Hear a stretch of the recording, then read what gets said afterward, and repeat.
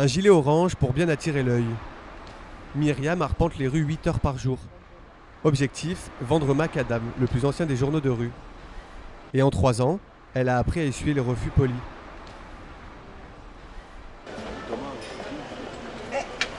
3 € l'exemplaire.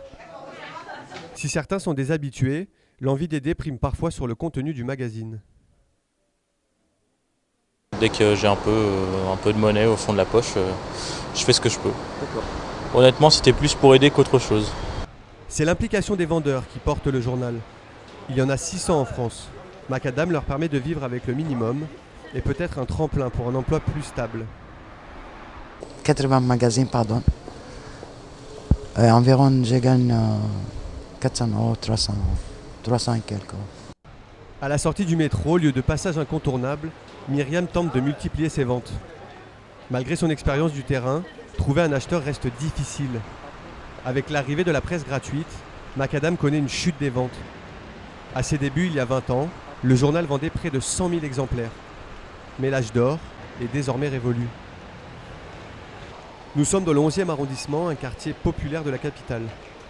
Derrière cette porte, nichée au fond d'une cour, se cache le local de Macadam. Pour la rédactrice en chef, pas question de parler de survie, malgré des chiffres de vente divisés par 10 en 20 ans.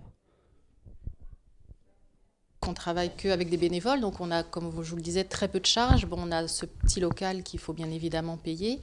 Sinon, on a des fondations d'entreprises qui nous aident beaucoup avec des subventions. On a par exemple la Fondation Carrefour, la Fondation SEB, qui nous suit depuis un certain nombre de temps. Par contre, on a des partenaires médias qui jouent vraiment le jeu avec nous, qui sont notamment Terra Eco et Courrier International, qui eux nous fournissent, il y a YouFil aussi, qui nous fournissent du contenu. Donc si on a des trous, ça nous permet de jouer comme ça. Et puis on fait partie aussi d'un réseau de presse internationale, de presse de rue internationale qui s'appelle l'INSP, sur lequel en fait tous les journaux de rue, on est à peu près 150 journaux de rue dans le monde entier, chacun met ses articles et donc on peut piocher aussi du contenu là-dessus. Exemple de cette coopération internationale avec ce camion qui débarque au siège de Macadam en plein après-midi. À l'intérieur, 5000 exemplaires d'un journal de rue venu d'Allemagne, plus précisément de Stuttgart. Les articles ont été traduits en français et se retrouveront dans les pages de Macadam, vendues dans toute la France. Plus que jamais, Myriam vient renouveler son stock de magazines. Elle l'achète 1 € et le revendra 3. Elle se prépare maintenant à passer la journée dans la rue, fière de vendre un journal de qualité.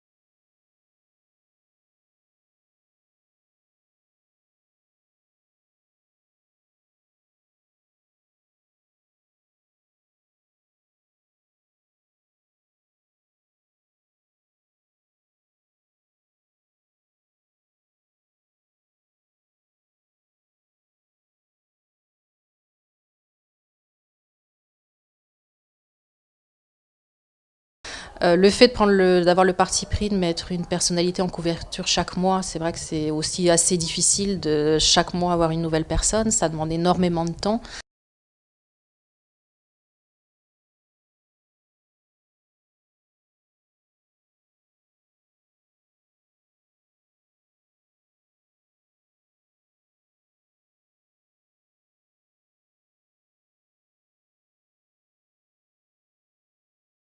Principal en fait est lié à notre principe de fonctionnement qui fait qu'on ne travaille qu'avec des bénévoles. Donc les bénévoles, ça va, ça vient, les gens ont du temps à un moment et puis moins à un autre.